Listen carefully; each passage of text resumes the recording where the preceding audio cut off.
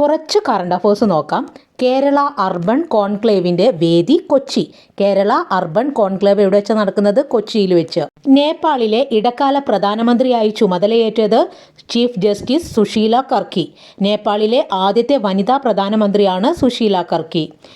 അമിത ജോലിഭാരം മൂലം റോബോട്ട് ആത്മഹത്യ ചെയ്തത് ഏത് രാജ്യത്താണ്? ദക്ഷിണ കൊറിയ. ദക്ഷിണ കൊറിയയിലാണ് അമിത ജോലിഭാരം മൂലം റോബോട്ട് ആത്മഹത്യ ചെയ്തത്. ലോകത്തിലെ ഏറ്റവും പഴക്കമുള്ള ഗുഹാചിത്രങ്ങൾ കണ്ടെത്തിയത് ഏത് രാജ്യത്താണ്? ഇന്തോനേഷ്യ. ഇന്തോനേഷ്യയിലാണ് ലോകത്തിലെ ഏറ്റവും പഴക്കമുള്ള ഗുഹാചിത്രങ്ങൾ കണ്ടെത്തിയത്. ലോകത്തിലെ ഏറ്റവും പഴക്കമുള്ളതെന്ന് തോന്നിക്കുന്ന കലണ്ടർ കണ്ടെത്തിയ രാജ്യം തുർക്കി. 2027 ദേശീയ ഗെയിംസിന് വേദിയാകുന്ന സംസ്ഥാനം മേഘാലയ. 2027 ദേശീയ ഗെയിംസിന് വേദിയാകുന്ന സംസ്ഥാനം മേഘാലയ. 2024 സാഹിത്യത്തിനുള്ള നോബൽ സമ്മാനം നേടിയത് ഹാൻകാങ്.